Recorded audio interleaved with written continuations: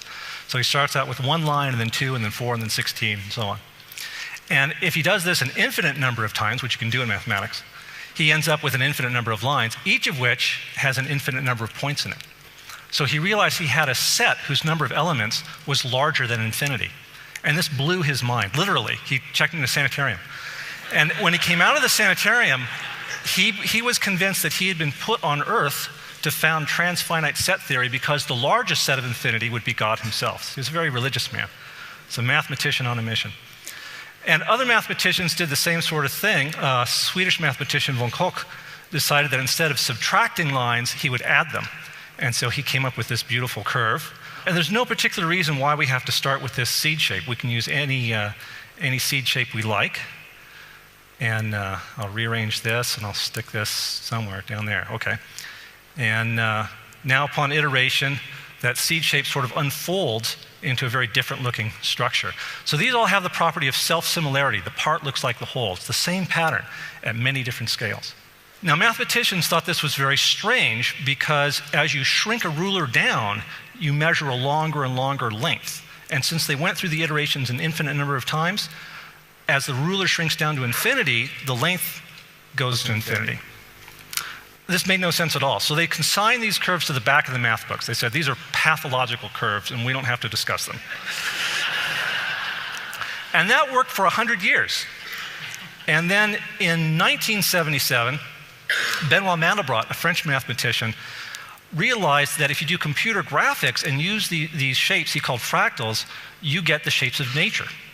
You get the human lungs, you get acacia trees, you get ferns, you get these beautiful natural forms. If you take your thumb and your index finger and look right where they meet, go ahead and do that now, and relax your hand, you'll see a crinkle, and then a wrinkle within the crinkle, and a crinkle within the wrinkle within, right? Your body is covered with fractals. The mathematicians who were saying these are pathological, useless shapes, they were breathing those words with fractal lungs. It's very ironic.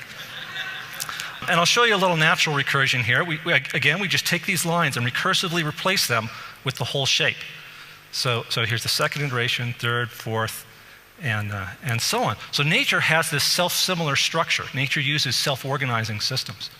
Now, in the 1980s, I happened to notice that if you look at an aerial photograph of an African village, you see fractals. And I thought, this is fabulous. I wonder why. And of course, I had to go to Africa and ask folks why. So I got a Fulbright scholarship to just travel around Africa for a year asking people why they were building fractals, which is a great job if you can get it. And so I finally got to this city, and I'd done a little fractal model for the city just to see how it would sort of unfold. But when I got there, I got to this palace of the chief, and my French is not very good. I said something like, I'm a mathematician and I would like to stand on your roof. But he was really cool about it. He took me up there and we talked about fractals. And he said, oh yeah. We know a rectangle within a rectangle within a rectangle. We know all about that. And it turns out the royal insignia has a rectangle within a rectangle within a rectangle. And the path through that palace is actually this spiral here. And as you go through the paths, you have to get more and more polite. So they're mapping the social scaling onto the geometric scale. It's a conscious pattern. It is not unconscious like a termite mound fractal. This is a village in southern Zambia. The Baila built this village about 400 meters in diameter. You have a huge ring. The rings that represent the family enclosures get larger and larger as you go towards the back. And then you have the chief's ring here towards the back, and then the chief's immediate family in that ring. So here's a little fractal model for it. Here's one house with the sacred altar. Here's the house of houses, the family enclosure, with the humans here where the sacred altar would be. And then here's the village as a whole, a ring of rings, with the chief's extended family here, the chief's immediate family here. And then here, there's a tiny village, only this big. Now you might wonder, how can people fit in a tiny village only this big? That's because they're spirit people. It's the ancestors. And of course, the spirit people have a little miniature village in their village, right? So it's just like George Cantor said, the recursion continues forever. This is in the Mandara Mountains near the Nigerian border in Cameroon, Mukulek. I saw this diagram drawn by a French architect, and I thought, wow, what a beautiful fractal. So I tried to come up with a seed shape which upon iteration would unfold into this thing. I came up with this structure here. Let's see, first iteration, second, third, fourth. Now, after I did the simulation, I realized the whole village kind of spirals around just like this, and here's that replicating line, self-replicating line that unfolds into the fractal. Well, I noticed that line is about where the only square building in the village is at. So when I got to the village, I said, can you take me to the square building? I think, something's going on there.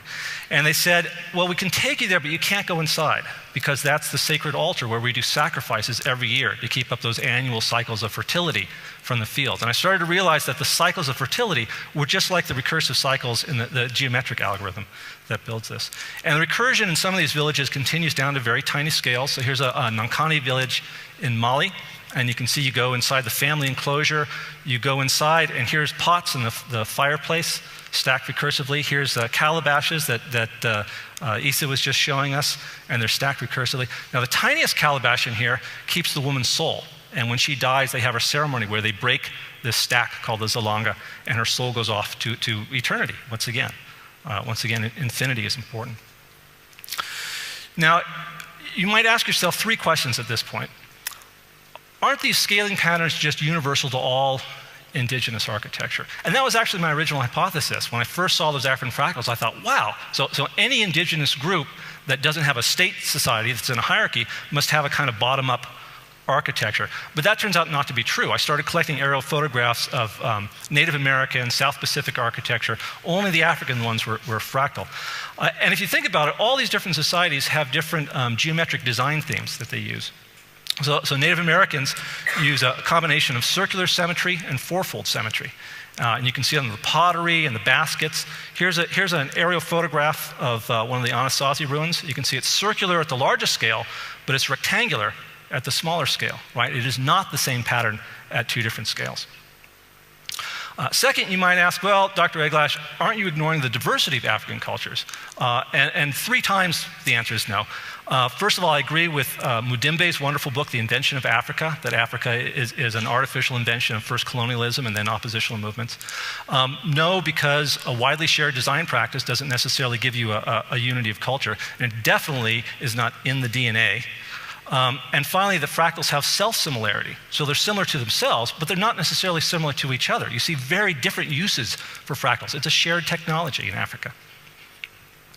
And finally, well, isn't this just intuition? It's not really mathematical knowledge. Africans can't possibly really be using fractal geometry, right? It wasn't invented until the 1970s. Well, it's true that some African fractals are, as far as I'm concerned, just pure intuition. So some of these things, I would wander around the streets of Dakar asking people, well, what's the algorithm? What's the rules for making this? And they'd say, well, we just make it that way because it looks pretty, stupid. But sometimes that's not the case. In some cases, there would actually be algorithms, and very sophisticated algorithms. So in Mengwetu sculpture, you see this recursive geometry. In Ethiopian crosses, you see this wonderful unfolding of the shape. In Angola, the Chokwe people draw lines in the sand, and it's what German mathematician Euler called a graph. We now call it an Eulerian path. You can never lift your stylus from the surface, and you can never go over the same line twice. But they do it recursively, and they do it with an age grade system. So the little kids learn this one, and then the older kids learn this one, and then the next age grade initiation, you learn this one. And with each iteration of that algorithm, you learn the iterations of the myth. You learn the next level of knowledge. And finally, all over Africa, you see this board game. It's called Awori in Ghana, where I studied it. It's called Mancala here on the East Coast, Bao in Kenya, Sogo elsewhere. Well, you see self-organizing patterns that spontaneously occur in this board game. And the folks in Ghana knew about these self-organizing patterns and would use them strategically. So this is very conscious knowledge. Here's a wonderful fractal. Anywhere you go in the Sahel, you'll see this windscreen. And of course, fences around the world are all Cartesian, all strictly linear. But here in Africa, you've got these nonlinear scaling fences. So I tracked down one of the folks who makes these things, this guy in Mali, just outside of Bamako, and I asked him, how come you're making fractal fences? Because nobody else is. And his answer was very interesting. He said, well, if I lived in the jungle, I would only use the long rows of straw because they're very quick and they're very cheap. Doesn't take much time, doesn't take much straw. He said, but wind and dust goes through pretty easily. Now, the tight rows up at the very top, they really hold out the wind and dust, but it takes a lot of time and it takes a lot of straw because they're really, really tight. Now, he said, we know from experience that the farther up from the ground you go, the stronger the wind blows, right? It's just like a cost-benefit analysis. And I measured out the lengths of straw, put it on a log-log plot, got the scaling exponent, and it almost exactly matches the scaling exponent for the relationship between wind speed and height in the Wind Engineering Handbook. So these guys are right on target for a practical use of scaling technology. The most complex example of an algorithmic approach to fractals that I found was actually not in geometry, it was in a symbolic code. And this was Bamana sand divination. And the same divination system is found all over Africa. You can find on the East Coast as well as the West Coast. And often the symbols are very well preserved. So each of these symbols has 4 bits. It's a 4-bit binary word. You draw these lines in the sand randomly. And then you count off. And if it's an odd number, you put down 1 stroke. And if it's an even number, you put down 2 stroke. And they did this very rapidly. And I couldn't understand where they were getting, they only did the randomness 4 times. I couldn't understand where they were getting the other 12 symbols. And they wouldn't tell me. They said, no, I can't tell you about this. I said, well, look, I'll pay you. You can be my teacher and I'll come each day and pay you. I said, it's not a matter of money. This is a religious matter. And finally, out of desperation, I said, well, let me explain George Cantor in 1877. And I started explaining, why I was there in Africa. And they got very excited when they saw the Cantor set. And one of them said, come here, I think I can help you out here. And so he took me through the initiation ritual for a Bamana priest. And of course, I was only interested in the math, so the whole time he kept shaking his head going, I didn't learn it this way. But I had to sleep with a kola nut next to my bed, buried in sand, and give 7 coins to 7 lepers, and so on. And finally, he revealed the truth of the matter. And it turns out it's a pseudo-random number generator. They're using deterministic chaos. When you have a 4-bit symbol, you then put it together with another one sideways. So even plus odd gives you odd. Odd plus even gives you odd. Even plus even gives you even. Odd plus odd gives you even. So it's addition modulo 2, just like in the parity bit check on your computer.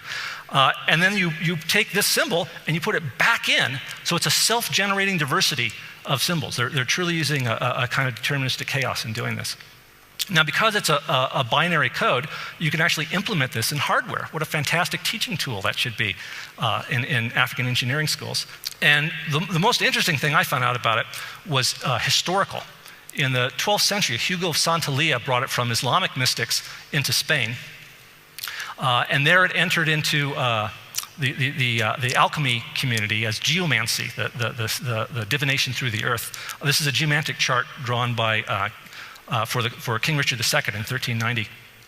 Leibniz, the German mathematician, talked about geomancy in his dissertation called De Combinatoria. And he said, well, instead of using 1 stroke and 2 strokes, let's use a 1 and a 0. And we can count by powers of 2, right? 1s and 0s, the binary code. George Boole took Leibniz's binary code and created Boolean algebra, and John von Neumann took Boolean algebra and created the digital computer. So all these little PDAs and laptops, every digital circuit in the world, started in Africa. And I know Brian Eno says there's not enough African in computers, but I don't think there's enough African history in Brian Eno.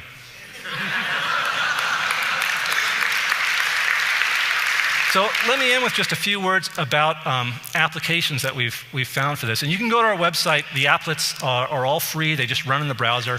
Anybody in the world can use them. The National Science Foundation's Broadening Participation in Computing program recently awarded us a grant to make a programmable version of these design tools. So hopefully in 3 years, anybody will be able to go on the web and create their own simulations of their own artifacts. But we focused in the US on African-American students as well as Native American and Latino. And we found statistically significant improvement with children using this software in their mathematics class in comparison with a control group that did not have the software. So it's really very successful teaching children that they have a heritage that's about mathematics, that it's not just about singing and dancing. We've started a pilot program in Ghana. We got a small seed grant just to see if folks would be willing to work with us on this, and we're very excited about the future possibilities for that. We've also been working in design. I didn't put his name up here. My colleague Kerry in Kenya has come up with this great idea for using fractal structure for postal address in villages that have fractal structures. Because if you try to impose a grid structure postal system on a fractal village, it doesn't quite fit. Bernard Tschumi at Columbia University has been interested in using this in a design for a Museum of African Art. David Hughes at Ohio State University has written a primer on Afrocentric architecture, in which he's used some of these fractal structures. And finally, I just wanted to point out that this idea of self-organization, as we heard earlier, it's in the brain. It's in it's in Google's search engine. Actually, the reason Google was such a success is because they were the first ones to take advantage of the self-organizing properties of the web. It's in ecological sustainability. It's in the developmental power of entrepreneurship, the ethical power of democracy. It's also in some bad things. Self-organization is why the AIDS virus is spreading so fast. And if you don't think that capitalism, which is self-organizing, can have destructive effects, you haven't opened your eyes enough. So we need to think about, as was spoken earlier, the traditional African methods for doing self-organization. These are robust algorithms. These are ways of doing self-organization, of doing entrepreneurship that are gentle, that are egalitarian. So if we want to find a better way of doing that kind of work, we need look only no farther than Africa to find these robust self-organizing algorithms. Thank you.